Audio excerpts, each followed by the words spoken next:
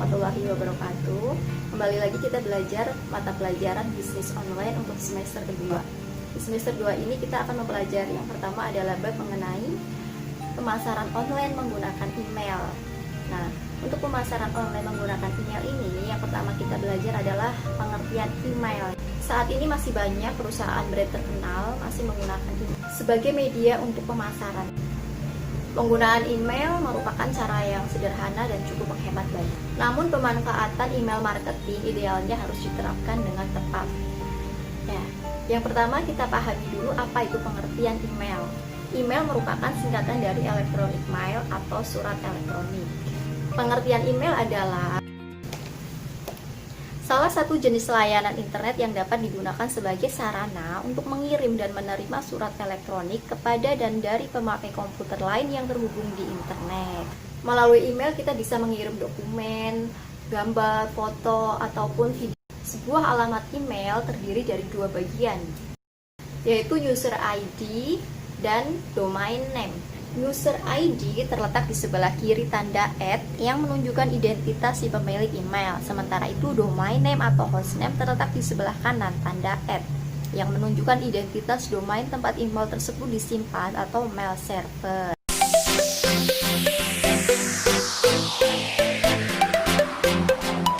Sebagai contohku @gmail.com. Contohku adalah user ID. Dan gmail.com adalah domain name-nya. Berikut beberapa fungsi dan kegunaan dari email, electronic mail. Yang pertama, sebagai alat komunikasi yang tidak terikat oleh waktu dan tempat, sehingga dapat digunakan kapanpun dan dimanapun.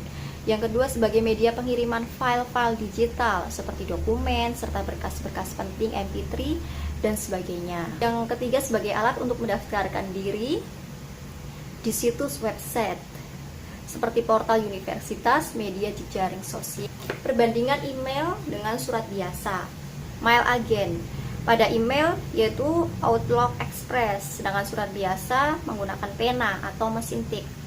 Media pesannya pada email adalah teks atau HTML, sedangkan surat biasa adalah kertas dan amplop. Untuk mail transport subsystem, email itu adalah SMTP, POP3, IMAP, IMEP, sedangkan surat biasa yaitu pos, DHL, dan lain-lain. Ini adalah yang mengirimkannya. Surat biasa itu pakai pos.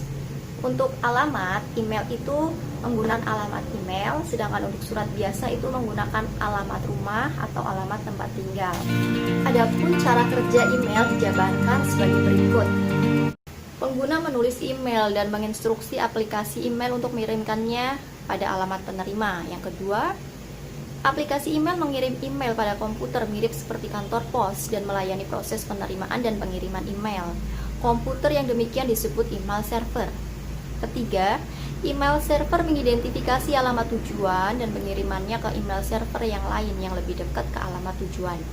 Ada kalanya sebuah email dikirimkan melalui beberapa email server tergantung pada rute yang dilaluinya. Setelah email sampai pada alamat penerima, kemudian disimpan di email server hingga membuka kotak posnya. Saat penerima membuka kotak posnya, aplikasi email penerima akan meminta email baru yang terdapat di email server dan mengunduhnya ke dalam komputer pengguna. Yang terakhir, penerima dapat segera membaca email baru yang telah diunduh. Dalam membuat sebuah email atau surat elektronik, itu ada tata caranya atau etika dalam membuat surat elektronik atau email. Nah, berikut etika cara membuat surat elektronik atau email. Yang pertama itu jangan membiarkan kolom subjek itu kosong. Di sini adalah subjek itu sebagai judul daripada email itu sendiri. Contohnya adalah subjeknya kita isi sebagai surat undangan meeting, seperti itu. Jangan mengirim surat elektronik dengan lampiran atau attachment yang terlalu besar, lebih dari 512 KB ya. Tidak semua orang memiliki akses internet yang cepat. Yang ketiga, jangan mengirim teruskan atau forward surat elektronik tanpa berpikir kegunaan bagi yang dituju.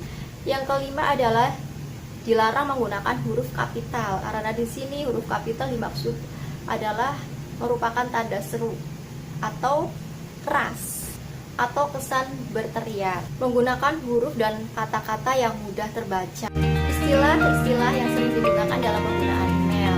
Nah, kita lihat di email ini. Compose. Compose ini artinya adalah menulis surat baru. Ada yang disebut dengan inbox. Kita udah tahu semua inbox itu adalah kotak masuk. Terus ada to itu adalah kepada. To itu diisi alamat email yang dituju, yang namanya CC. CC itu kepanjangan dari carbon copy. Nah, istilah carbon copy di sini yang dimaksud itu ada surat dikirim secara berantai ke alamat lain. Surat dikirim ke alamat berantai ke alamat lain. Maksudnya berantai itu adalah bisa dikirim lebih dari satu alamat, disisikan. Ibaratnya carbon copy berarti di copy. Selain itu adalah alamat yang dituju. Kita bisa mencantumkan alamatnya itu di sisi. Terus di bawahnya itu ada BCC. BCC itu singkatan blind carbon copy. Blind itu adalah buta carbon copy. Yang di sini dimaksud itu adalah alamat yang diisi adalah alamat yang privat atau privasi. Surat dikirim ke alamat yang dituju tanpa memberitahu pemilik alamat yang tercantum di alamat CC. Jadi alamat karbon di BCC ini, seseorang yang menerima alamat tersebut ataupun yang di CC itu tidak bisa melihat alamat yang di BCC. Di BCC ini yang bisa melihat hanya orang yang mengirimkan dan yang menerima.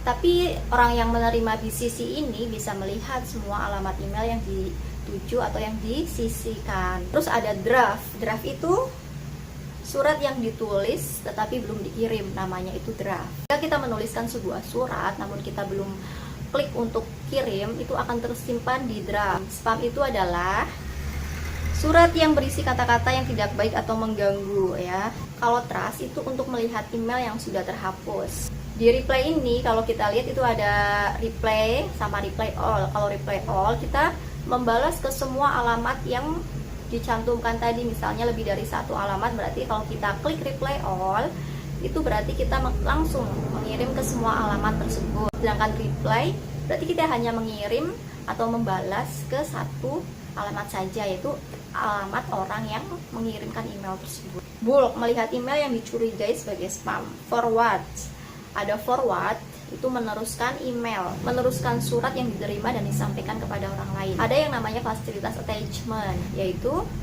fasilitas pada sebuah program email, baik program komputer maupun webmail yang dapat digunakan untuk mengirim file atau gambar, bisa video juga, yang diikut sertakan pada email yang akan dikirim.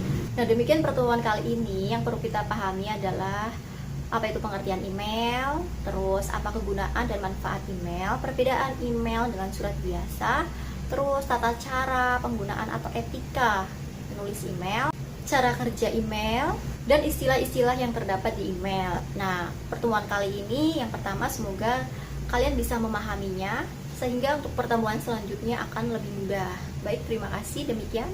Wassalamualaikum warahmatullahi wabarakatuh.